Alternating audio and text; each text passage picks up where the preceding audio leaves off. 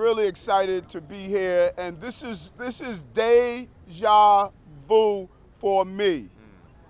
Right here at this station, as a transit police officer, I patrolled the subway system.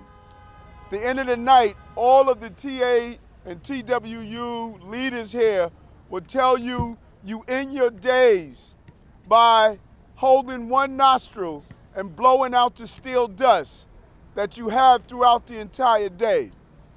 And I cannot tell you how many times when we needed assistance that having the station managers, the clerks, the cleaners, the entire TWU team, when you talk about public safety and efficiency, people often forget about the men and women who are in this station every day.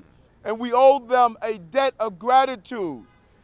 They did not abandon this city during COVID-19.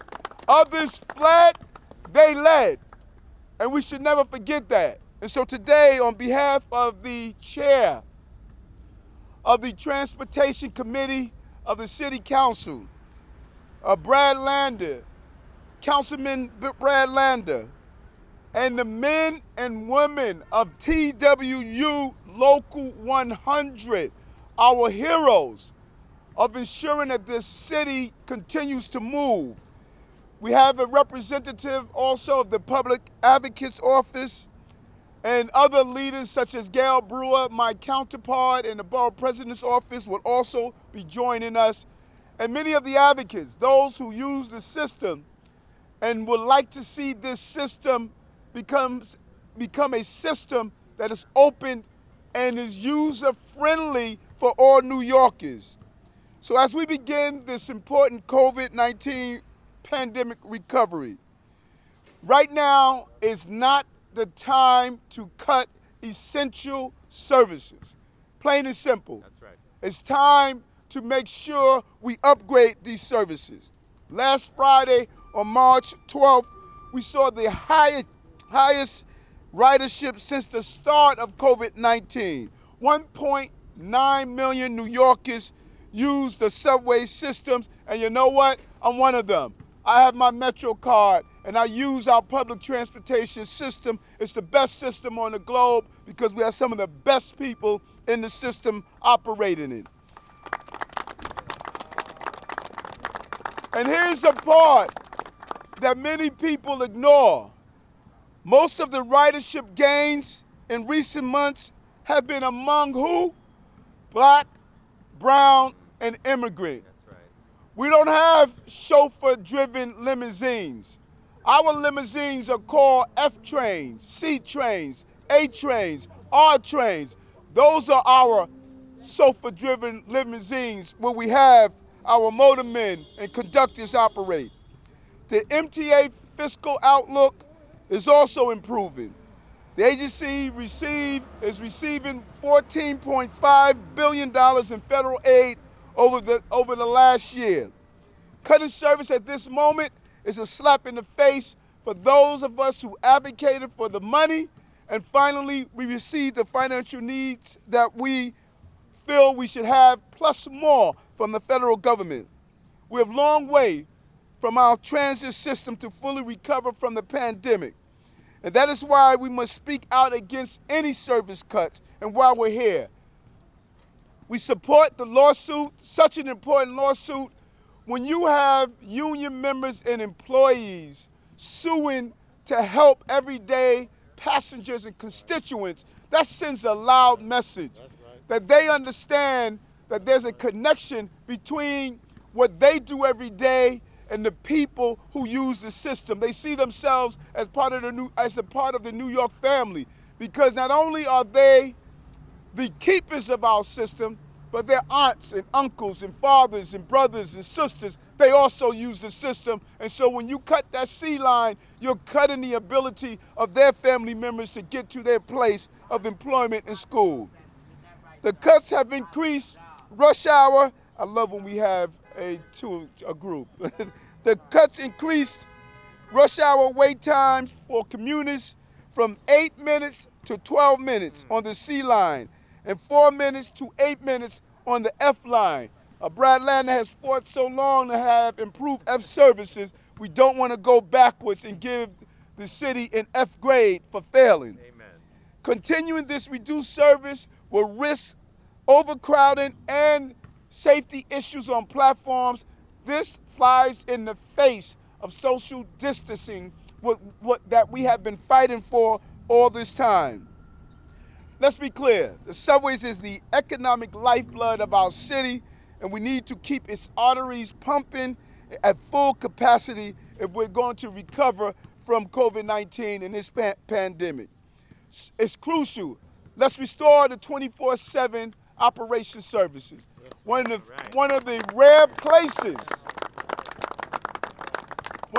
places on the globe where you can move from one end of a city to another end of the city 24 hours a day. This city does not sleep. In fact, we don't even take a nap. So there's no reason our subway system is napping between the late hours of the day. It's imperative that our midnight workers, our 4 to 12, all of those individuals who depend on our subway system have full access to move about this system. That's why we're here today on a unified voice that our subway system must go to full capacity and we must not cut our services. And so really we applaud the TWU Local 100 leadership on not only moving our city, but their lawsuit will move the TA and the city of New York in the right direction. Let's get our subway system back up and operating again. Thank you very much. I want to bring on a real advocate for our transportation system. Has been a real leader in this area. Our councilperson, the chair of the Transportation Committee in the City Council, Councilman Ydanis Rodriguez. Thank you. Thank you, brother. Thank you, Mayor Adams. I'm sorry, VP Adams. And it's a great honor to be, with someone that has shown not only leadership in the largest borough of New York City, that if it will become a city, it will become the 10th largest city in the whole nation. That's how large Brooklyn is, and that's how important Brooklyn is for the whole city of New York, for the state, and for the whole nation. So thank you for the great job that you have done it. Guys, sometimes, I'm so blessed and happy to find, individuals like our great leader, Eric Adams, Brad Lander, and by the way, also Speaker Johnson is part of this initiative that we are here today. Also, he's sending his quote in the release that we are sending out. As also, we were here from the Deputy Public Advocate, who also is here, and the VP from Manhattan, and many other leaders. Also, you hear from the other colleague who is here. For some people, to think about the importance of restoring the C and the F train is about compassion. For many individuals like myself, who live the experience of only being able to rely on the public train, is a matter of human rights. The spring is here. The summer is coming. Some people take a car. They go to the Hudson Valley. They go to the Hampton. They go out of the city to enjoy their summer. Our Black, Latino, Asian, working class New Yorkers, including those that came from the former Soviet Union, they rely on the F train to go to Far Rockaway and enjoy our summer. And Coney Island. So this is about that. This is about connecting, hardworking class New Yorkers that they don't have $1,000 to go to Long Island and spend a week or go to the Hudson Valley. They actually can take their train, connected to the F, keep going, and enjoy the beautiful beaches too. As someone that when I pass by through this area, I showed my daughter that building, Capital Bank. That's what I spent my year and a half washing dishes in the basement of that building. That used to be O. Henry restaurant. And there used to be a pizzeria close to. So I know what it is as a young person who came with nothing, but just with the determination to work hard, to take the A train at Inwa, the last stop, and getting over here, working from 5 p.m. to 6 in the morning, making $160. That story in 1983 is the same story of many New Yorkers today who are struggling to survive. So we are here with the Brooklyn BP saying, telling the MTA, as we are getting ready to hold a hearing at 2 p.m., that we are standing shoulder to shoulder with the men and women at TWU to say, restore the service now, restore the service now, restore the service now, restore the service now, restore the service now. The rest of the thing already been said by the Brooklyn BP. I'm also happy that in his proposal, as he's planning to become the next mayor, he also been embracing his plan to maintain the fair fare and even expanding to provide 50% reduction to New Yorkers who live in poverty to cover the transportation. So with that, let's go now to the Vice President of Rapid Transit Operation, Eric Logo. Eric, thank you, sir. Thank you, Eric. Terrific. Thank you. Got a great first name. Wow. How do you follow that? Thank you, everybody, for coming out. My name is Eric Logel. I am the Vice President for the Rapid Transit Department of the Transport Workers Union. I represent the subway train operators, the train conductors, the tower operators, right? The folks who move New York, all right? The ones who are in the seats moving those trains right now. And it's great to have the support from the Borough President, from the council members here, and of course all the members of the riding public who have shown their support for what we're doing. This lawsuit is to compel the MTA to restore normal service. Normal service, full service on the C and the F lines. That is what we do as transit workers, is we provide service. And during a pandemic, it is extremely important to have trains on the road, to get people where they need to go, to have social distancing on these trains as much as we can provide, all right? And the effect that it's had on our members, okay? Our members down there, they have been through hell and back in this pandemic. It has been an extremely, what could I say? An extremely difficult year. And they have rolled with the punches as far as the service changes and disruptions, the changes to their schedules. Right now, we have a lot of members who are displaced from their regular work.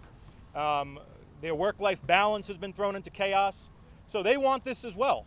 They want normal schedules on these lines. They pick these lines for a reason, right? Because they're close to home, because the hours work for them and their families, and we want to bring that back to them as well as the riding public. And thank you. And we couldn't have done this, we couldn't have brought this suit against the MTA without the help and assistance of the one and only Arthur Schwartz, one of the lawyers for Local 100, who has been a fighter for working class people for his whole life. Arthur's been instrumental working with us on bringing this action against transit. And the president of the TWU has been a great support, Tony Utano, backing us up all the way, as well as our other officers in the union. So this has really been a team effort. It's been a team effort inside the union with our great public servants here who are by our side. And on that note, I want to turn it over to Arthur so he could speak a little bit about the legal aspect of it, because that's not my expertise. Thank you. Good job, Arthur. Got Arthur to wear a tie. Eric said he got me to wear a tie.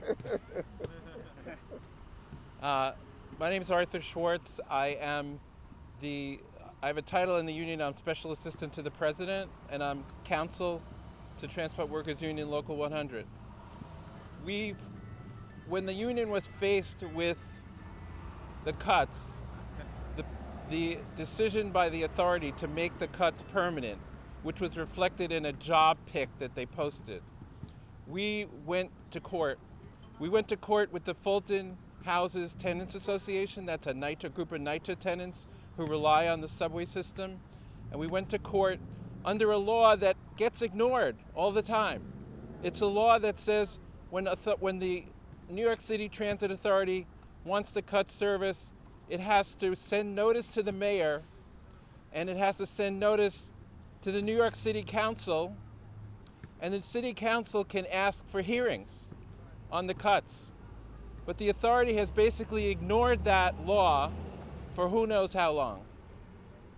And the City Council hasn't asserted its rights under that law for who knows how long.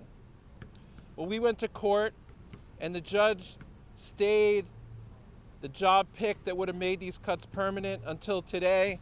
And then today, he just extended it another 2 weeks. All right.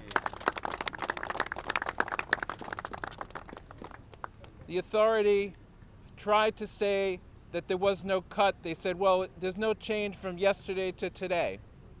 And we said, no, Judge, the issue is pre-pandemic to now.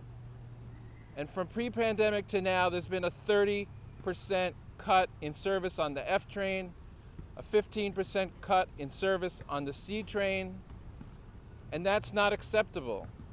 That's not acceptable. It's not acceptable because platforms are more crowded, because trains are more crowded. And it's not acceptable to the union because our conductors and train operators, many of whom have died, they've died,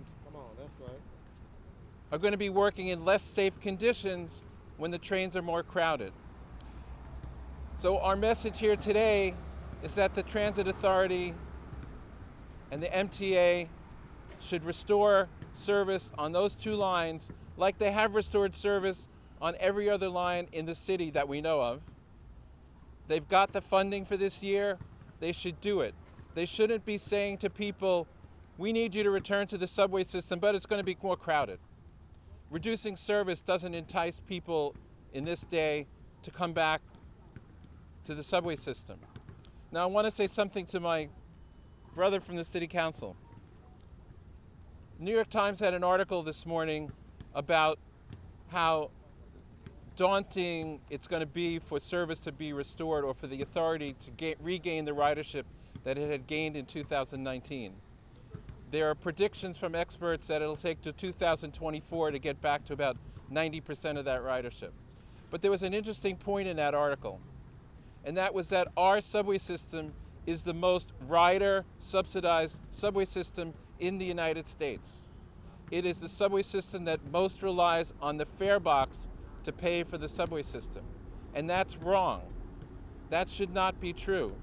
Once upon a time, before 1977, the New York City Transit Authority was under control of New York City. It was a city agency, which is why the workers who work there are still civil servants under the New York City Civil Service Law. And the New York City funded the operation of the Transit Authority. And they had to give it to the state as part of the bailout in 1977 and 78 when the city was going bankrupt. And what happened to the city's subsidy of the operating, not the capital plan, but the operations of the Transit Authority? The funding went from here to there, and the fares went from here to there, right? They went in opposite directions. The City Council must put money, more money, into the Transit Authority. There was a time when 1% of the city budget went to the New York City Transit Authority for mass transit.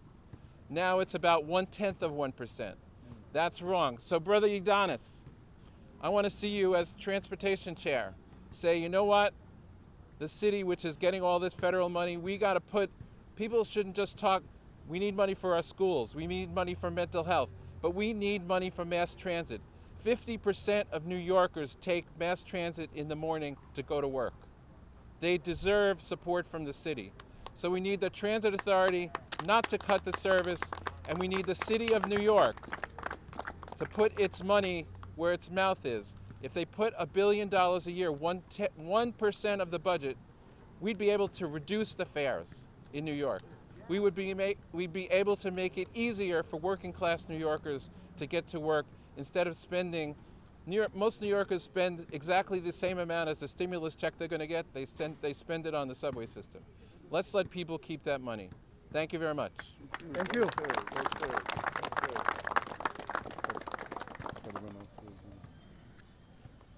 Thank you. So now let's hear from Councilmember Blacklander, but before that, I got to say that when Speaker Johnson presented his State of the City a few years ago, he and I joined forces, asking for the MTA to pass the control of the city transit to New York City. So hopefully, in the next couple of months, we can continue having this conversation, especially with you guys, TW, to see this is something that we can join forces together, and hopefully with a new administration in the city starting January 1st next year, we also can make this a top priority. Now, with that, let's hear Councilmember Blacklander. Thank you. Thank you very much, Chair Rodriguez, for, as always, providing such strong leadership on issues of public transit and protecting the riding public and the workers who rely on it. Thank you to our Borough President Eric Adams. But I do want to say, first of all, most of all, thank you to the workers of TW Local 100 who have been keeping our subways and our buses going from the very beginning of this pandemic all the way till today. We know that dozens of workers paid with their lives for our failure to prepare for this crisis, and we want to honor them and remember them and fight for them. But today I just want to say an enormous gratitude to TWU for fighting, for respecting, and for standing up for its members, and for joining the riding public to demand a first-class public transit system that means that the working class folks, the middle class folks of our city can get to their jobs, can get to their homes, can get to their schools. Look, the F train is the lifeline of my district. The lifeline of my district. It runs out through immigrant neighborhoods, including Kensington and out into Bensonhurst and down to Coney Island. And this morning, for the first time since November, my daughter got up and went to her New York City public high school. The high schools are open again today. Yeah. And you know she took the F train to do it. But let's also remember that, you know, there's a set of essential workers who have been getting on that train every single day, all pandemic long. Plenty of them who even have to work nights and for whom the 24/7 suspension of service has just made their lives impossible. So the idea that without even the required public hearing, that the MTA would cut the service on the F line in half at rush hour and move wait times from 8 minutes to 12 minutes for all those folks who got to get to their jobs, who got to get to their schools, who got to get home at night. It is just beyond outrageous. And I want to make clear, even that 8-minute head wait time is no good. If you look at our other peer cities, at London or Paris or Tokyo or Moscow, you know how long their headways are? 2 minutes. Their headways are 2 minutes. So we can't go from 8 minutes to 12 minutes. Instead, we have to use the new infrastructure program that the Biden administration has put forward to make sure we modernize our signal system so we can run more trains, so we can have more folks working, so people can get where they're going, because this is the choice facing our city right now.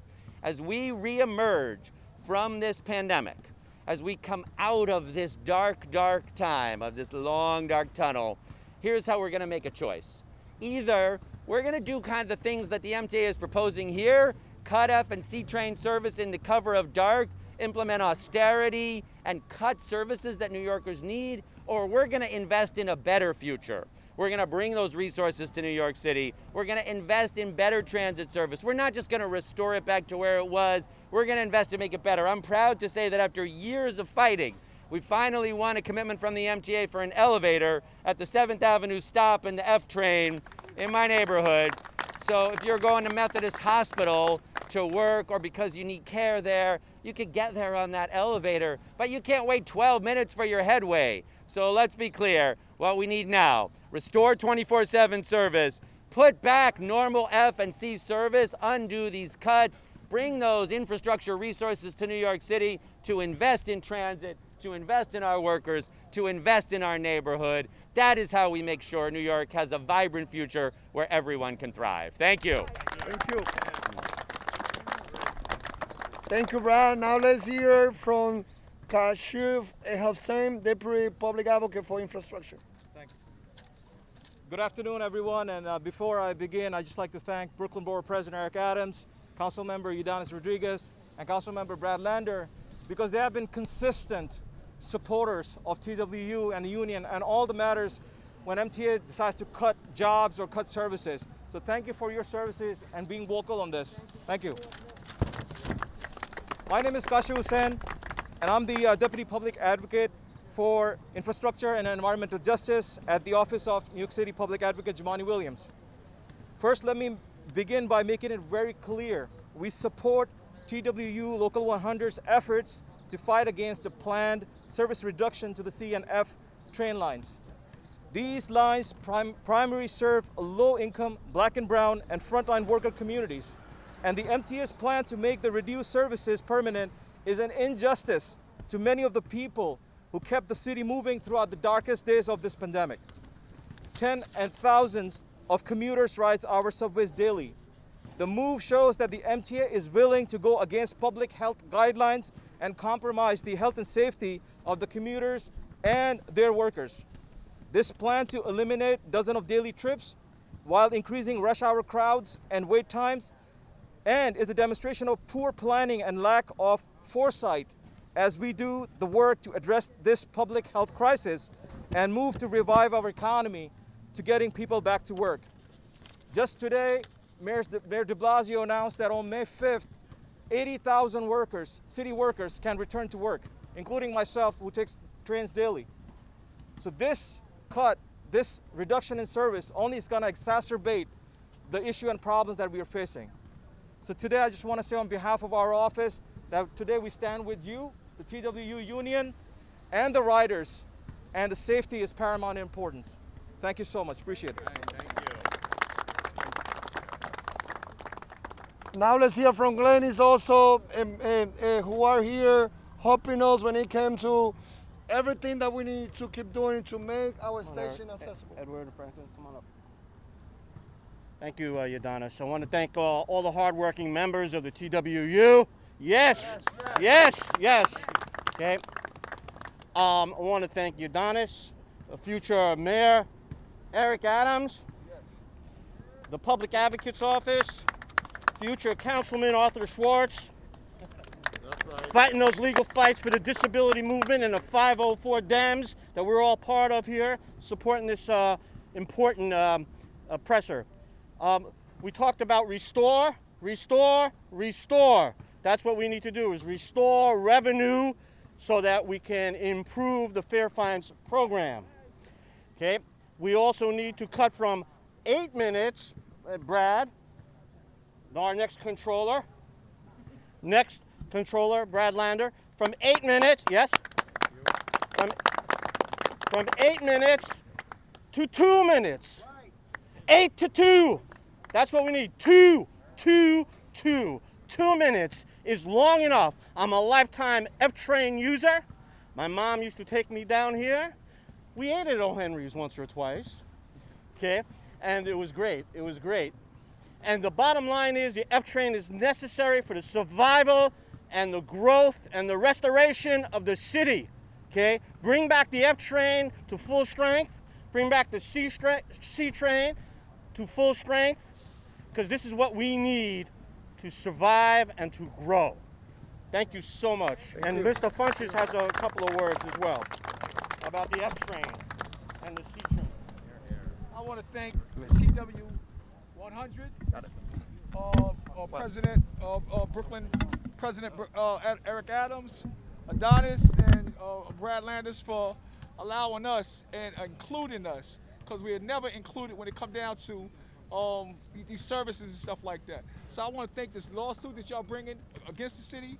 That's basically it. Thank you for including us.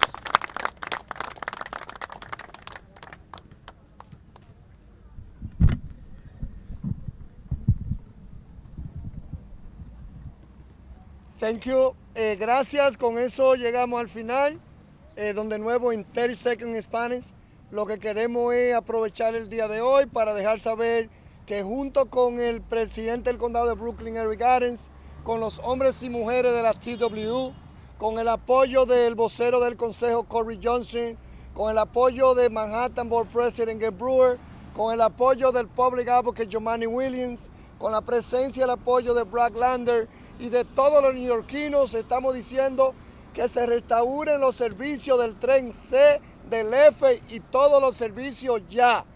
Que se siga invirtiendo en la transportación para que la transportación sea asequible. El tren F y el C son muy importantes. Cuando viene el verano, los más ricos se van de vacaciones para los Hamptons, se van para Hudson Valley. Los más pobres, la clase trabajadora, usa esos trenes para ir a las playas en Far Rockaway, para ir a los lugares de Nueva York. Y es por eso tan importante de que hoy sigamos trabajando juntos. At 2 p.m. we will have a hearing with the MTA, the budget hearing. So in an hour from now, we will have the MTA, and of course, I already made the arrangements. So after the MTA testify, the TWU is going to be the first one also that will be testifying after the MTA, and I know that most of my colleagues at the council, they will be addressing things that we need to do when it comes to the budget to the MTA, but also calling to restore the services, especially the C and the F ahora. Thank you. Any questions? That's it. Thank you. Could I just announce one thing? Controller Lander talked about, Controller almost-elect Lander, talked about elevators in Brooklyn. There's been a fight going on here in Manhattan about elevators along the 14th Street corridor, right? There's going to be a big announcement. You guys should put it in your press book. There's going to be a big announcement on Thursday at 2 p.m. on the corner of, on the southeast corner of 6th Avenue and 14th Street about an agreement with the MTA over elevators on 14th Street. So we're going to send out a prep, but you know we didn't have it ready for now, but it's a press conference with the disabled groups in New York City about the deal we've made with the MTA. So Thursday, this Thursday, 2 days from now, 2 p.m., 6th Avenue and 14th Street. Thank you. Thank you. Thank you, everyone. Nice job, Ydanis. Thank you.